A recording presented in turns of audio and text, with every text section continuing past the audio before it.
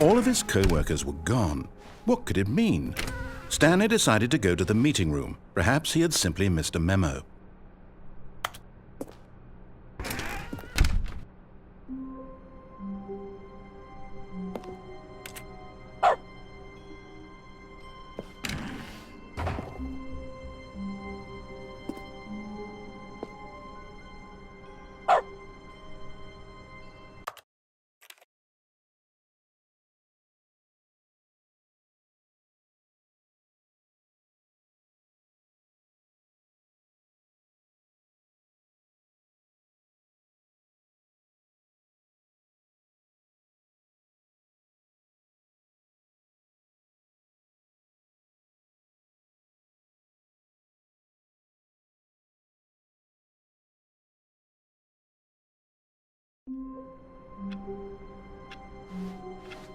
All of his co-workers were... Wait, no. This isn't the right office, is it? Is this Stanley's office?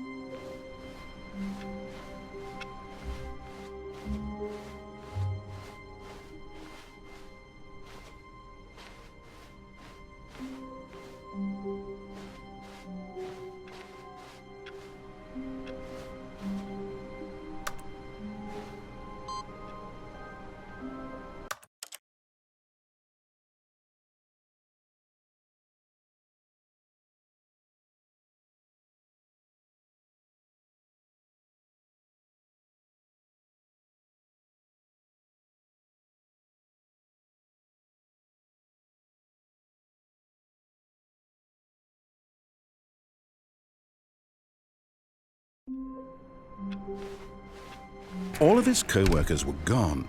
What could it mean? Stanley decided to go to the meeting room. Perhaps he had simply missed a memo.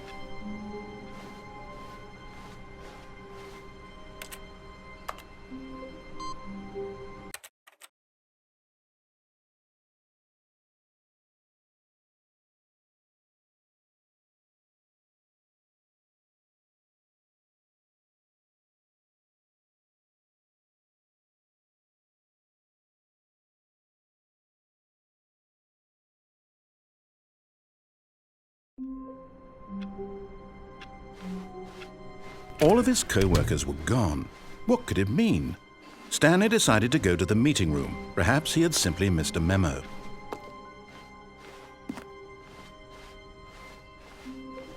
When Stanley came to a set of 2 open doors, he entered the door on his left.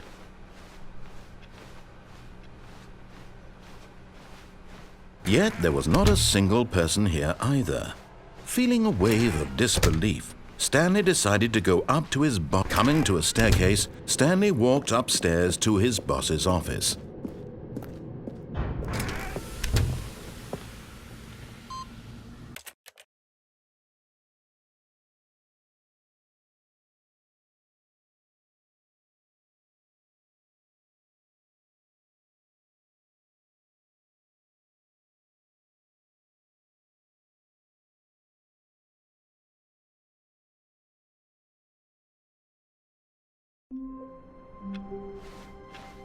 All of his co-workers were gone.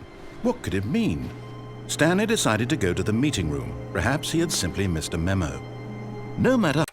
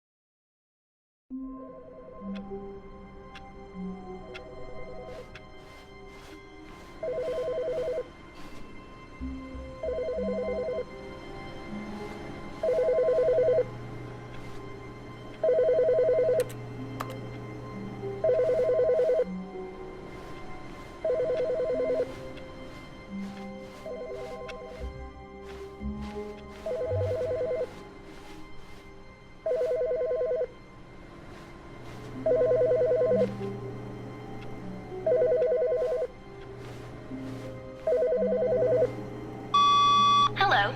This is a recorded message scheduled either by you or a person in your place of work. The purpose of this message is to warn you about the dangers of recorded messages. If at any time you believe you are listening to a recorded message, please terminate it immediately and cease all flow of information from the recorded message into your perceptual sphere. Thank you, and have a pleasant day.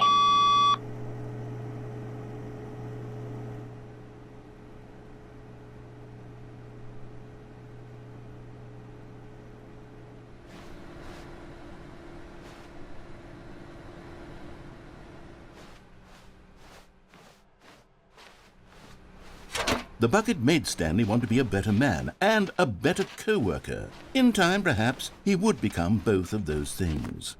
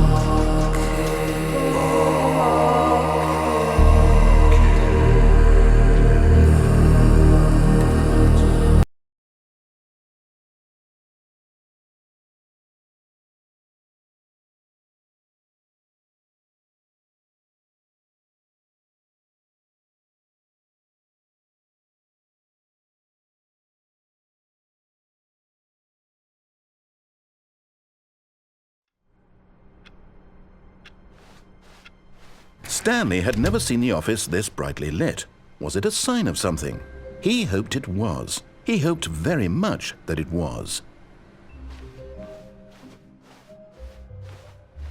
Not everyone is so lucky to have a bucket, but Stanley is a very lucky fellow. Very lucky indeed. Stanley clutched the bucket tightly to his chest and entered the door on his left.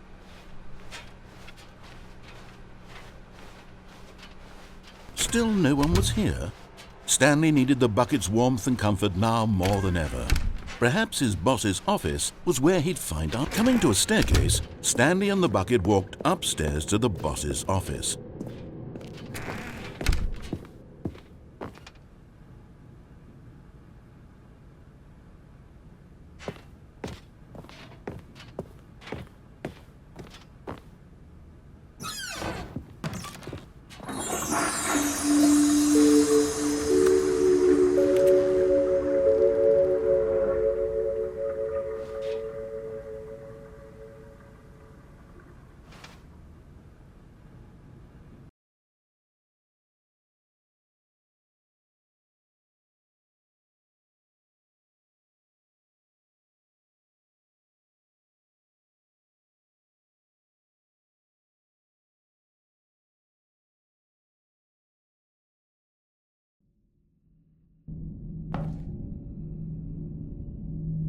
Okay, you remember how cheap and unsatisfying the new Ultra Deluxe content turned out to be? Well, it got me thinking about the past and how much better the Stanley Parable used to be.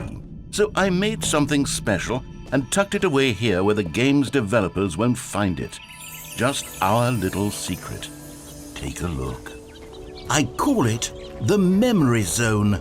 It's where I've been storing all my favorite memories so I can relive the peak experiences of my life whenever I want. Experiences like the launch of the Stanley Parable on PC.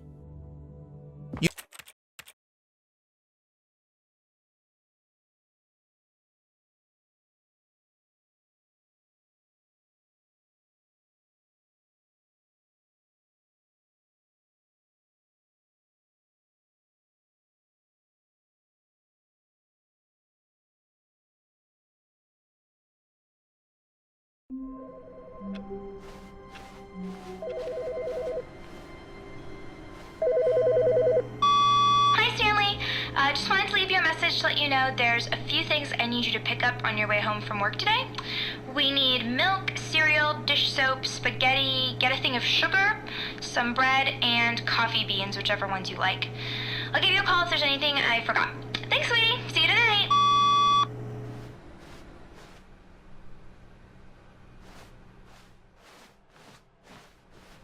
It takes a lot of humility to carry a bucket so magnificent. Stanley checked his ego and then proceeded on. Stanley clutched the bucket tightly to his chest. This was not the correct way to the meeting room, but Stanley had felt the bucket calling to him, telling him that the employee lounge was simply the place to be. And here it was. Had the bucket turned out to be correct? Was this... No, never mind. The bucket was wrong.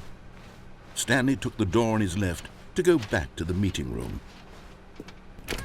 No, Said the bucket. don't go to the meeting room. Go somewhere else. The cargo lift, yes. Go there. Go to the cargo lift. Good, Said the bucket.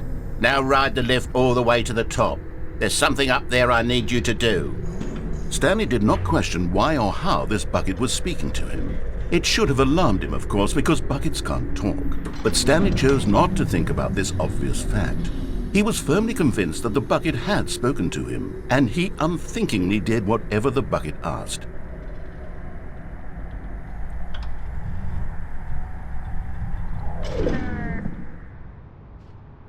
In here. Said the bucket. Go into this dark room over here. Stanley once again obeyed blindly. Now pick up the phone. Said the bucket.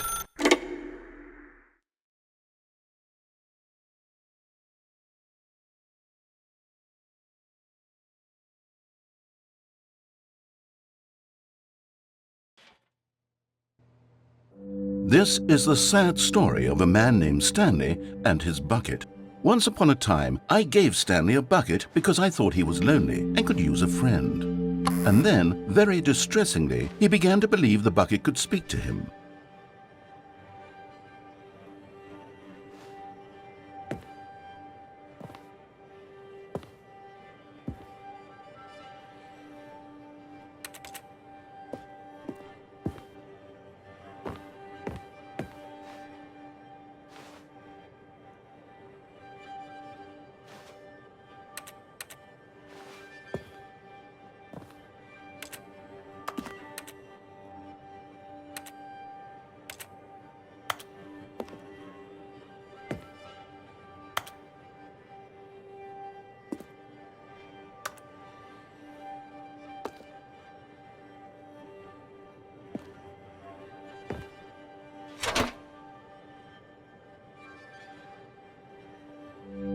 The Stanley Parable Reassurance Bucket was merely meant to provide the comforting glow of companionship.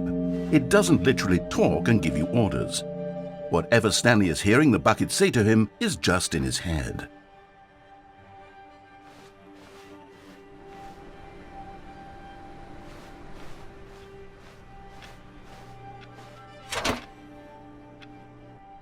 Lately, I've been concerned about him. Wouldn't you be concerned as well?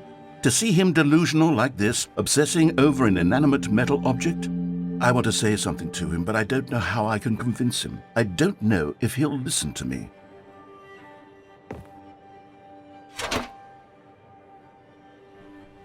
Oh, I'll try anyway. Stanley, can you hear me? Listen to me. It's just a bucket. It can't think, it can't talk. All it will ever truly do for you is effectively transfer a liquid from one location to a different location. That's it. It doesn't do anything else.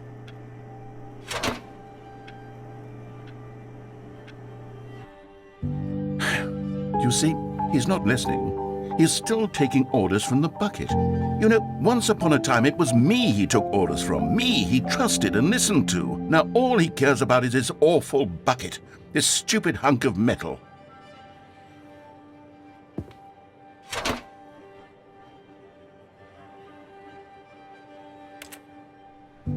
It's sad, but I suppose he doesn't need me anymore. From now on, he's just going to cling to this bucket, this cold, empty bucket, this sort of shiny bucket.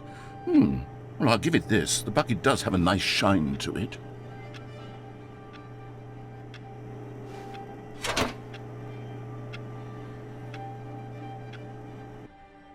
Yes, I suppose on closer inspection that it doesn't quite look like your average hardware store bucket. It's just a little more, what am I trying to say?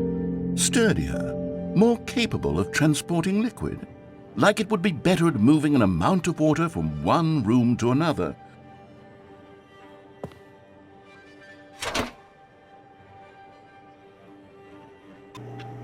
Oh my God, what am I saying? Better at carrying water from room to room. It's a bucket. It's literally just a bucket. Why do I feel some need to point out the ways in which it's so much more than just a regular bucket?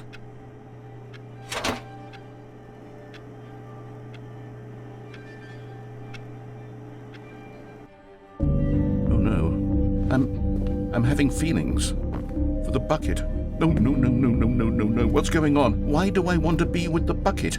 Hear what the bucket has to say. Do anything it asks. What's wrong with me? I don't understand. Perhaps if I had the bucket, this would be less confusing. Yes, the bucket could tell me what to do in this troublesome situation.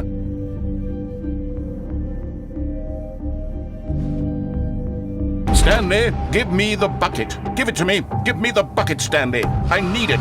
Give it to me now. Give it or I'll...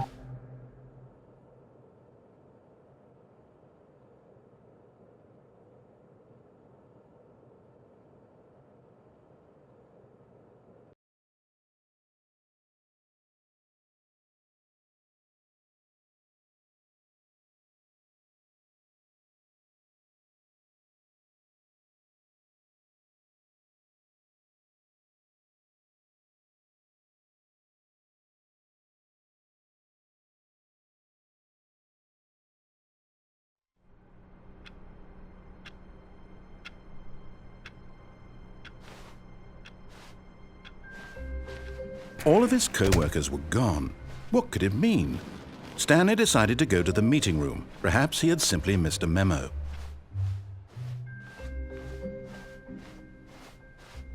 When Stanley came to a set of 2 open doors, this was not the correct way to the meeting room, and Stanley knew it perfectly well. Perhaps he wanted to stop by the employee lounge first, just to admire it. The lounge was grand, majestic, perhaps, but eager to get back to business, Stanley took the first open door on his left.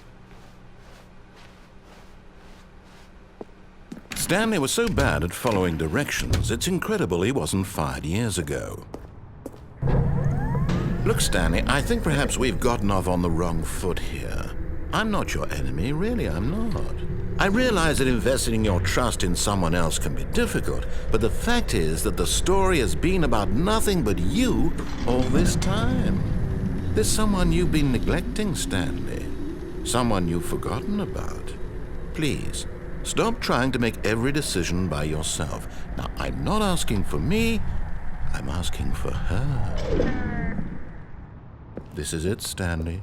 Your chance to redeem yourself. To put your work aside, to let her back into your life. She's been waiting. That's her, Stanley. You need to be the one to do this, to reach out to her. Oh, no, you can't. Did you just unplug the phone? No, that wasn't supposed to be a choice. How did you do that?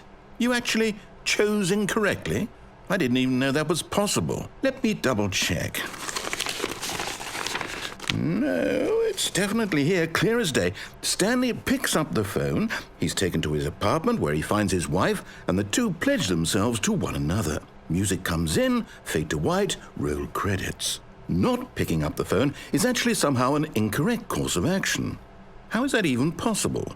None of these decisions were supposed to mean anything. I don't understand. How on earth are you making meaningful choices? What did you... Wait a second. Did I just see... No, that's not possible. I can't believe it. How had I not noticed it sooner? You're not Stanley. You're a real person.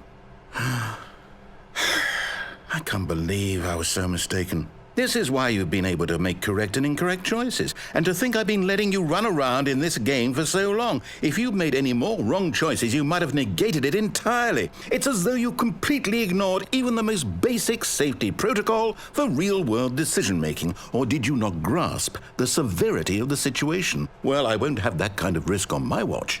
I'm going to stop the game for a moment so we can educate you properly on safe decision-making in the real world. Please observe this helpful instructional video. Choice. It's the best part of being a real person. But if used incorrectly, can also be the most dangerous. For example, in this scenario, a hypothetical real person named Rupert has a choice. He could invent a machine that eliminates food shortages across the world to make life better for all people. Or he could spend years of hard work forgetting how to read. Which choice would you make? Remember that unlike here, the real world makes sense, and at no time should you make a choice that does not conform to rational logic.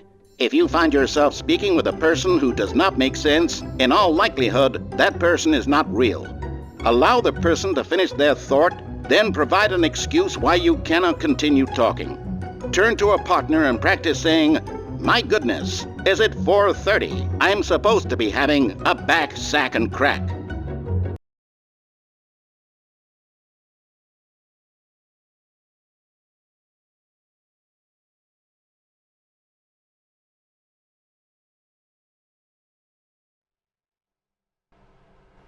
Excellent.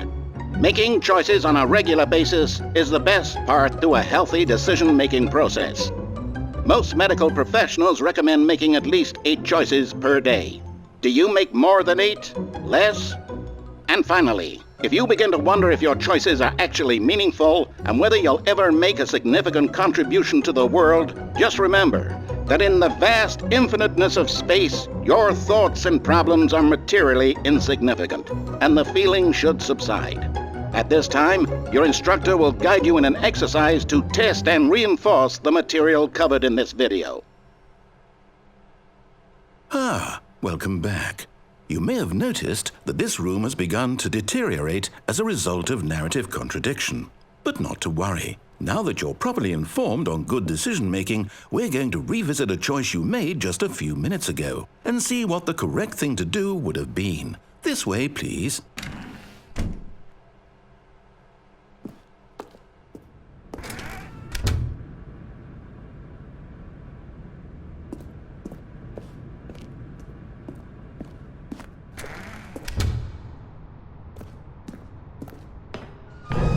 Now that we know your choices are meaningful, we can't have you jumping off the platform and dying.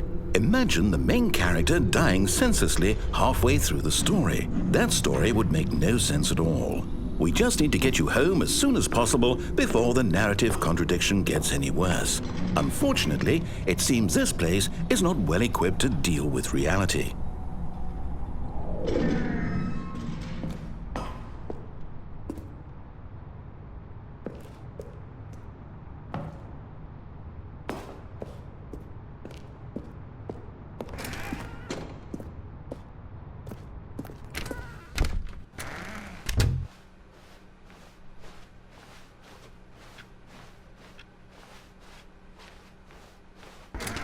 Almost there. You'll take the door on the left, back to the correct ending, the story will have resolution once again, and you'll be home free in the real world. Now remember, all you need to do is behave exactly as Stanley would. That means choosing responsibly and always putting the story first. I'm quite sure you'll be up to the task. Just follow my lead and you'll be fine. All right. When Stanley came to a set of 2 open doors, he entered the door on his left. No! Why did you do that? Quickly, hurry back in the other direction. Perhaps we're not too late.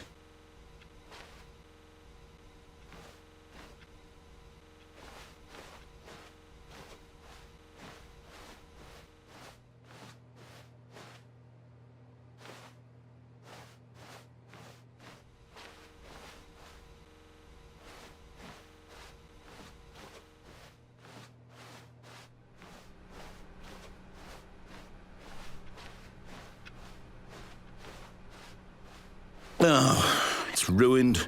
I can't believe, after everything we talked about, that my story, you've destroyed my work. Why? For what?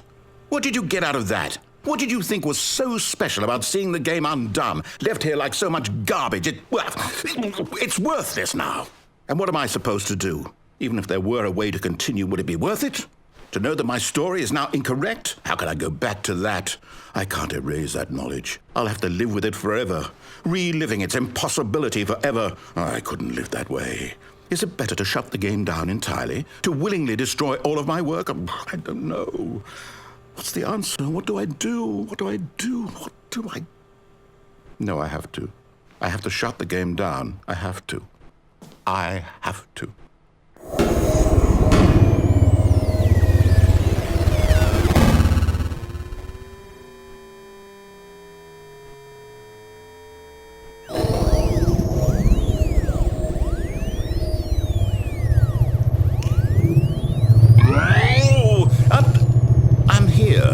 I'm still here in this pile of rubbish, with you, who thought you were so clever.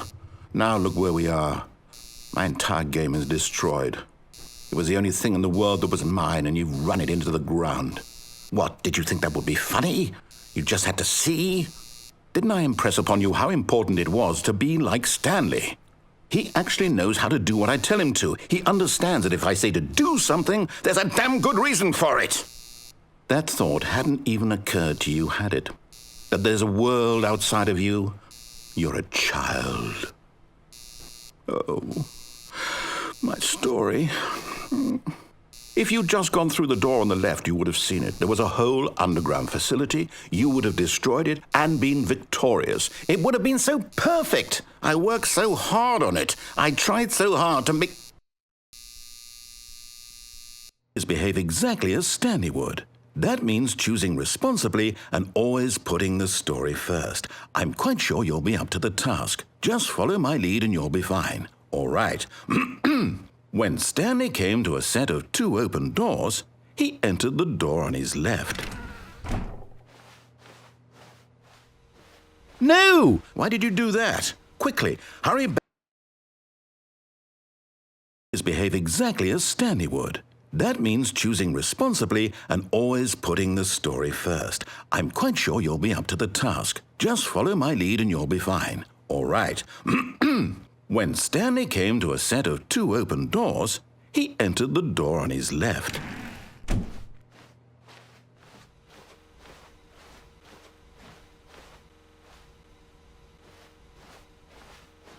No! Why did you do that? Quickly, hurry back.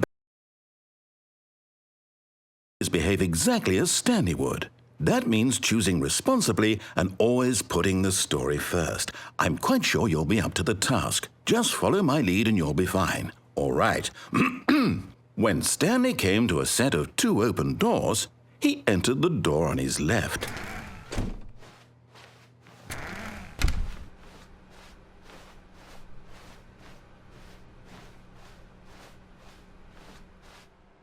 Yet there was not a single person here either. Feeling a wave of disbelief, Stanley decided to go up to his boss's office, hoping he might find an answer there. Coming to a staircase, Stanley walked upstairs to his boss's office.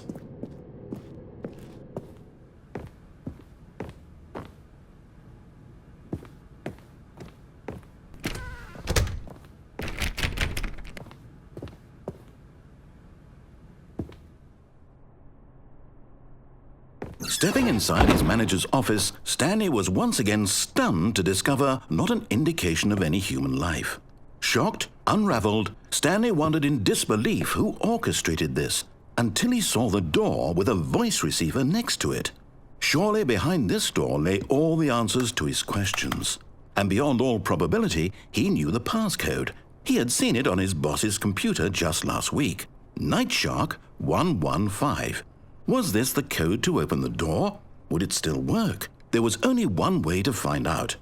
Stanley had been trained never to speak up, but now he would draw from within himself the courage to face the unknown. He drew a sharp breath and then spoke the code.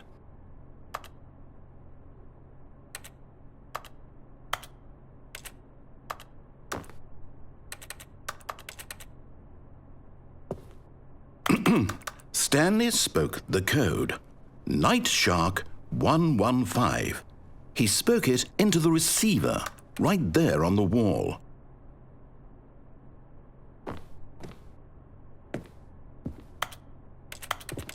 I'm sorry, is there a problem? You didn't mishear me, did you?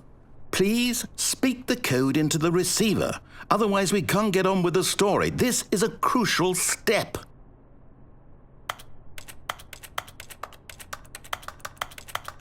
Okay, fine, you're not going to do it, but you know what?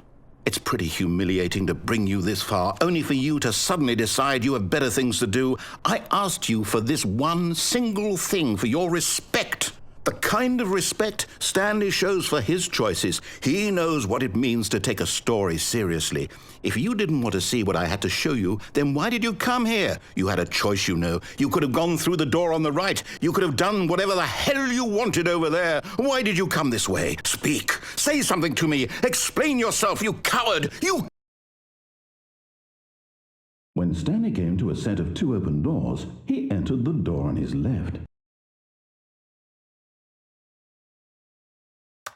Stanley? Hello? Are you... Is everything okay? Stanley, please. I need you to make a choice. I need you to walk through the door. Are you listening to me? Can you hear me? Is everything all right? Stanley, this is important. The story needs you. It needs you to make a decision. It cannot exist without you. Do you understand me? Whatever choice you make is just fine. They're both correct. You cannot be wrong here. We can...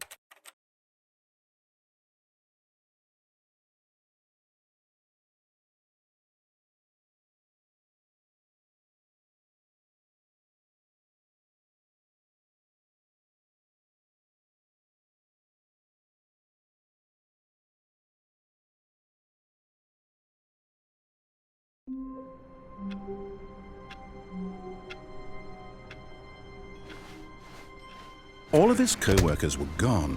What could it mean?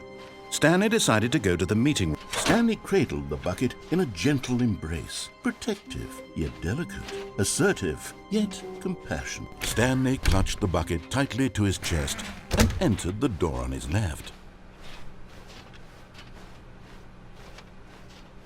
Still no one was here. Stanley needed the bucket's warmth and comfort now more than ever.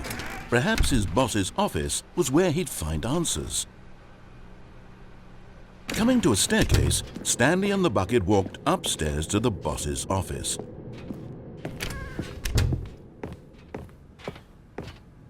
Stepping into his manager's office, Stanley was once again stunned to discover not an indication of any human life.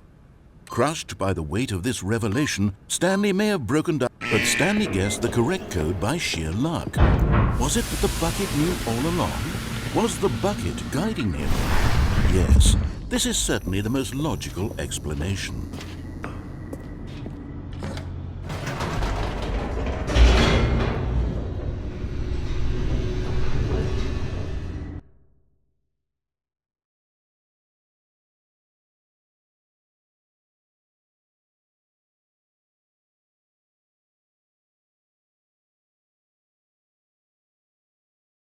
The elevator raced downward, plummeting towards an unknown fate. It would be all Stanley could do to keep himself together, if not for the bucket. Soothing him, comforting him, reassuring that in this darkest moment of uncertainty, he would be all right. The bucket is here for you, Stanley. Everything will be fine. Stanley and the bucket walked straight ahead through the large door that read, Mind Control Facility.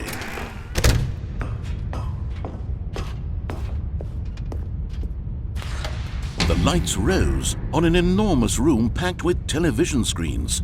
What horrible secret did this place hold? Stanley and the bucket both wondered to themselves.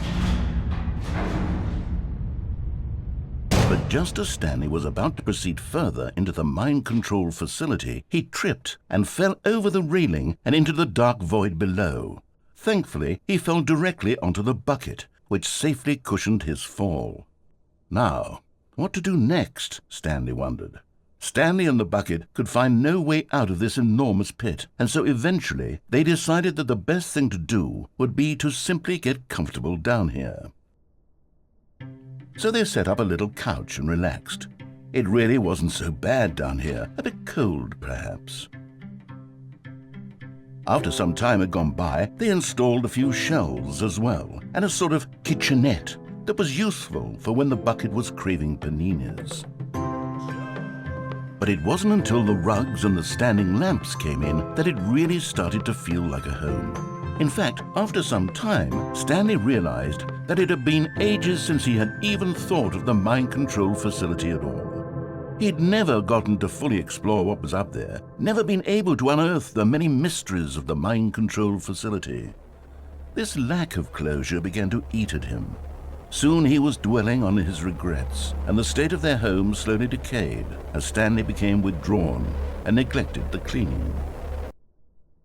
It unsettled the bucket deeply. Stanley wasn't usually like this. The bucket tried to reach out to him again and again, but to no avail. All Stanley could think about, all he could talk about, was going back, doing it over again, staying on the path. It was a mistake to leave the path. It was a mistake. It was a mistake. I need to do what the narrator says. I need to see the true ending. This made no sense at all to the bucket, which was simply trying to live its life down here as comfortably as possible. Yet Stanley was unconsolable. This isn't an ending. This is just a hole in the ground. The bucket sighed.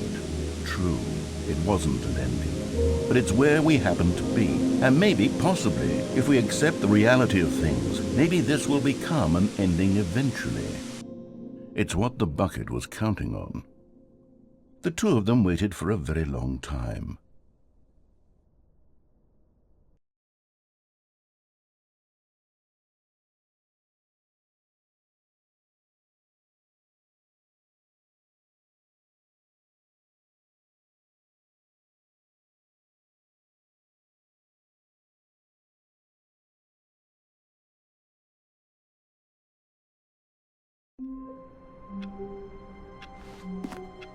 Stanley decided to go to the meeting room to check on his co-workers. He never functioned well by himself.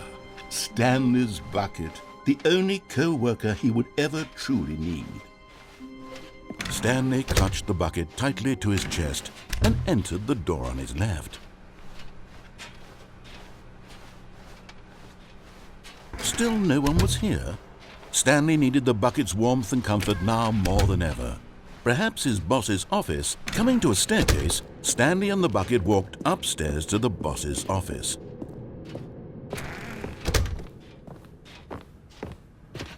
Stepping into his manager's office, Stanley was once again stunned to discover not an indication of any human life. But Stanley guessed the correct code by sheer luck. Was it that the bucket knew all along? Was the bucket guiding him? Yes, this is certainly the most logical explanation.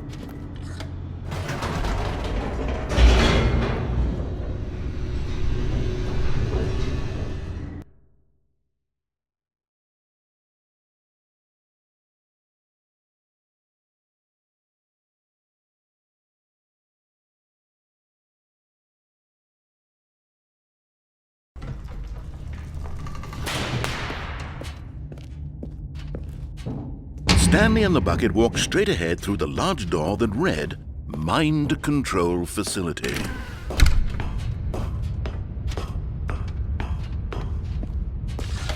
The lights rose on an enormous room packed with television screens. What horrible secret did this place hold? Stanley and the bucket both wondered to themselves.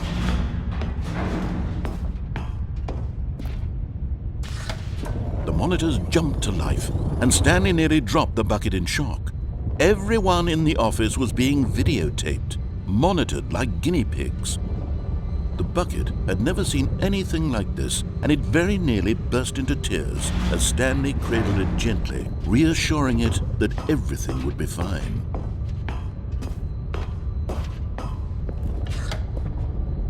Was the bucket under the mind control facility's influence as well? Had the bucket been told to do things it didn't wish to do? What kinds of things does a bucket want to do or not want to do in the first place? These questions raced furiously in Stanley's feeble mind. No! He screamed into the bucket.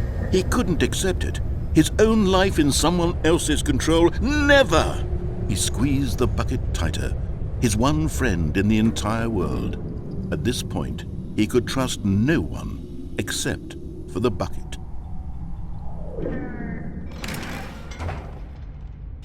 But here was the proof.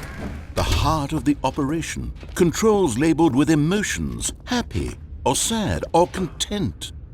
Walking, eating, working, all of it monitored and commanded from this very place. And as the cold reality of his past began to sink in, Stanley decided that this machinery would never again exert its terrible power over another human life.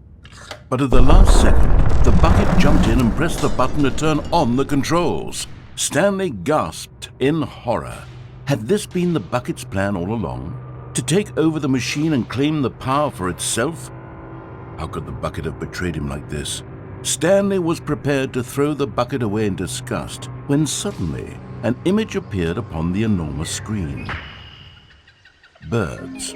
Silly, silly birds. The control buttons became active again.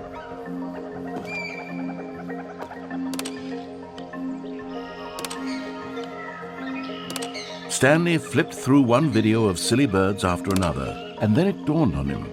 This wasn't a mind control facility at all. It was a facility for monitoring and surveilling silly birds all over the world. The mind controls were only a facade to disguise its true intentions. Had the bucket known this all along? Stanley marveled at the metal genius in his hands, the one who had pointed him towards this incredible discovery.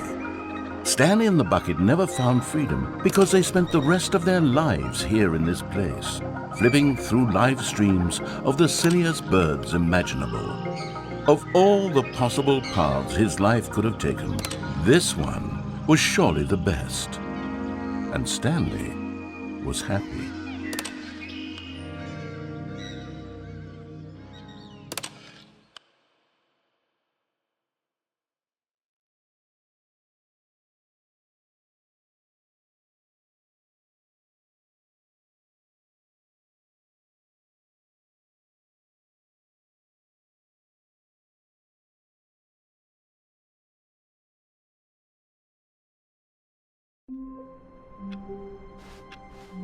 I can't wait to tell this story to my co-workers, Stanley thought. How amusing they'll find it. Oh, won't we all just laugh and laugh at the time I thought everyone had gone missing.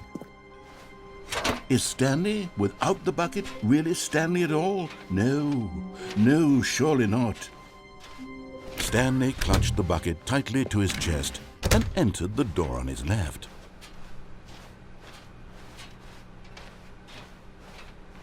Still no one was here. Stanley needed the bucket's warmth and comfort now more than ever. Perhaps his boss's office was where he'd find. Coming to a staircase, Stanley and the bucket walked upstairs to the boss's office.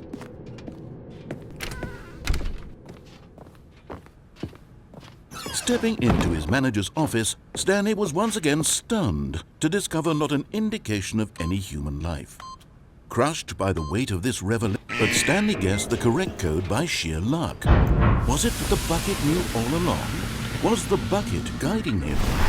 Yes, This is certainly the most logical explanation.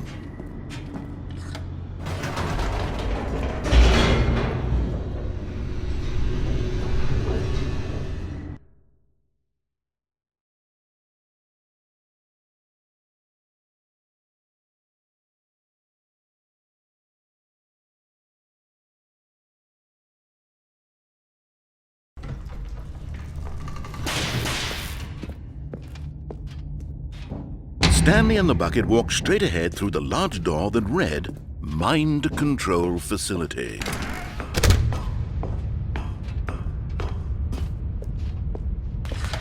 The lights rose on an enormous room packed with television screens. What horrible secret did this place hold? Stanley and the bucket both wondered to themselves.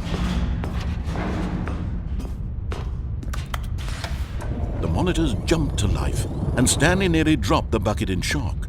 Everyone in the office was being videotaped, monitored like guinea pigs.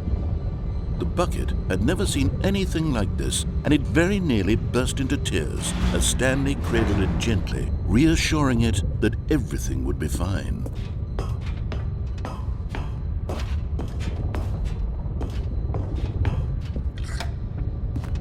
Was the bucket under the mind control facility's influence as well? Had the bucket been told to do things it didn't wish to do? What kinds of things does a bucket want to do or not want to do in the first place? These questions raced furiously in Stanley's feeble mind. No! He screamed into the bucket. He couldn't accept it. His own life in someone else's control, never! He squeezed the bucket tighter. His one friend in the entire world. At this point, he could trust no one except for the bucket.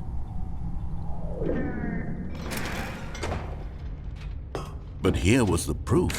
The heart of the operation. Controls labeled with emotions, happy or sad or content. Walking, eating, working, all of it monitored and commanded from this very place. And as the cold reality of his past began to sink in, Stanley decided that this machinery would never again exert its terrible power over another human life. For he and the bucket would dismantle the controls for good.